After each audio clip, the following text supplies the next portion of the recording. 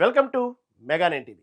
హైదరాబాద్ అనగానే మనకు ముందుగా గుర్తొచ్చేది ఇరానీ చాయ్, ఘుమఘుమలాడే బిర్యానీ, మనసును దోచే చార్మినార్. కానీ మీరు ఎప్పుడైనా ఆలోచించారా, అసలు హైదరాబాద్ చాయ్కి ఇరానీ చాయ్ అన్న పేరు ఎందుకు వచ్చింది? 4 మినార్లతో నిలబడిన ఆ చార్మినార్ నిర్మాణ శైలికి ఎక్కడో ఉన్న ఇరాన్ దేశ కట్టడాలకు పోలికలు ఎందుకుంటాయి? రంజాన్ మాసంలో మనం లొట్టలేసుకుని తినే హలీం మన దేశానికి ఎలా వచ్చింది? ఈ ప్రశ్నలన్నిటికీ సమాధానం ఒక్కటే, అదే ఇరాన్. అవును, దక్కన్ పీఠభూమిలో ఉన్న మన హైదరాబాద్ నగరానికి వేల కిలోమీటర్ల దూరంలో ఉన్న ఇరాన్ దేశానికి మధ్య దాదాపు 500 సంవత్సరాల విడదీరాని బంధం ఉంది. రాజ్యాధికారం నుంచి రోడ్డు మీద తాగే చాయ్ కప్పు వరకు మన భాష, మన కల్చర్, మన భవనాల వెనుక పర్షియన్ల ముద్ర బలంగా దాగి ఉంది.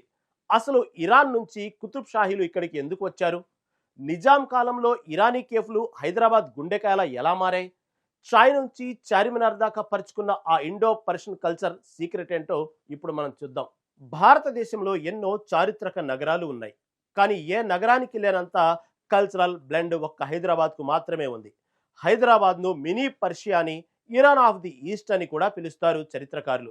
దీనికి కారణం ఈ నగరాన్ని నిర్మించిన రాజులు, వారి ఆచారాల వ్యవహారాలు, ఇక్కడికి వలస వచ్చిన ప్రజలు అందరికీ మూలాలు ఇరాన్లోనే ఉండటం. 16వ శతాబ్దంలో గోల్కొండ కోటను రాజధానిగా చేసుకుని పరిపాలించిన కుతుబ్ షాహీ రాజుల ప్రస్థానం ఇరాన్లోనే మొదలైంది.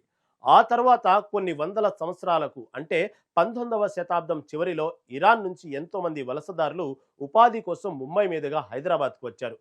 రాజులు మనకు చార్మినార్నిస్తే ఈ వలసదారులు మనకు ఇరానీ చాయ్ని పరిచయం చేశారు.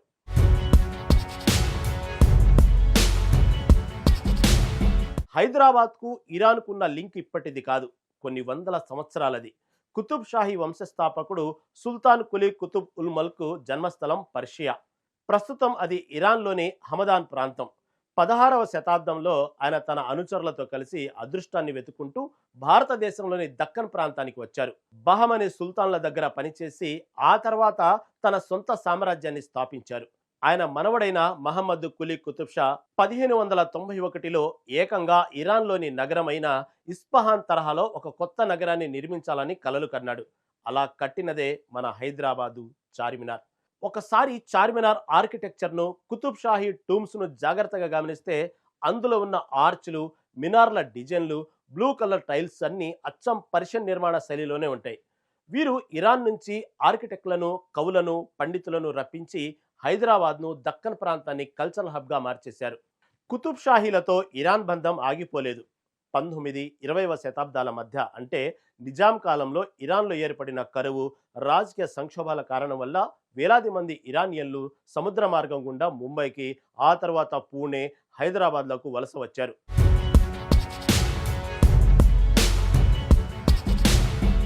ఇక్కడికి వచ్చిన వారు బతకడానికి చిన్న చిన్న టీ కొట్లు పెట్టుకున్నారు. రోడ్ల కూడళ్లలో వీరు ఏర్పాటు చేసిన ఆ కేఫ్లే నేటికి హైదరాబాద్కు ప్రాణంగా నిలిచిన ఇరానీ కేఫ్లు. నింబోలి అడ్డా, ప్యారడైజు, షాదాబ్ లాంటి ఎన్నో కేఫ్ల వెనుక ఉన్నది ఇరాన్ వలసదారులే. సాధారణ చాయ్ లాగా పాలు, నీళ్లు, ఆకులు ఒకేసారి వేసి ఇరానీ చాయ్ చేయరు. టీ డికాషన్ను ఒక పెద్ద రాగి పాత్రలో గంటల తరబడి మరిగిస్తారు. పాలను మరో పాత్రలో క్రీమ్ లాగా మారేదాకా కాగబెడతారు. కప్పులో ముందుగా డికాషన్ పోసి ఆ తర్వాత చిక్కటి పాలు కలుపుతారు. ఇదే ఇరానీ చాయ్ సీక్రెట్. ఈ చాయ్తో పాటు ఉస్మానియా బిస్కెట్లు, మస్కా బన్ను, టై బిస్కెట్లు ఇవన్నీ ఇండో ఇరానియన్ కల్చర్లో భాగమైపోయాయి. హైదరాబాద్ రుచులంటే ఇరాన్ రుచులే. రంజాన్ టైంలో మనం తినే హలీం అసలు పేరు హరీస్. ఇది అచ్చమైన అరేబియన్, పర్షియన్ వంటకం. నిజాం రాజుల సైన్యంలో పనిచేసిన అరబ్ ఇరాన్ సైనికులు దీన్ని హైదరాబాద్కు పరిచయం చేశారు. ఆ తర్వాత ఇది లోకల్ మసాలాలతో కలిపి హైదరాబాదీ హలీంగా మారిపోయింది. ఇక బిర్యానీలో వాడే కుంకుమ పువ్వు, డ్రై ఫ్రూట్స్ అన్నీ పర్షియన్ల ప్రభావమే. ఒకప్పుడు హైదరాబాద్ అధికార భాష ఉర్దూ కాదు, పర్షియన్. అందుకే ఈరోజు మనం మాట్లాడే దక్కని ఉర్దూలో చివరకు తెలుగులో కూడా ఎన్నో పర్షియన్ పదాలు కలిసిపోయి ఉంటాయి. కుతుబ్ షాహీలు షియా ముస్లింలు. అందుకే మొహర్రం పండుగను, బీబీకా ఆలం ఊరేగింపును ఇరాన్లో జరుపుకున్నట్లే హైదరాబాద్లోనూ అత్యంత ఘనంగా జరుపుకుంటారు. చార్మినార్ దగ్గర ఉన్న బద్షాహీ అగుర్ఖానాలోని టైల్స్ డైరెక్ట్గా ఇరాన్ నుంచి తెప్పించినవే. చాయ్ నుంచి మొదలు పెడితే బిర్యానీ, భాష, కట్టడాలు, సంస్కృతి, ఇలా హైదరాబాద్ ప్రతి అణువులోనూ ఇరాన్ దేశపు గాలి వీస్తూనే ఉంటుంది.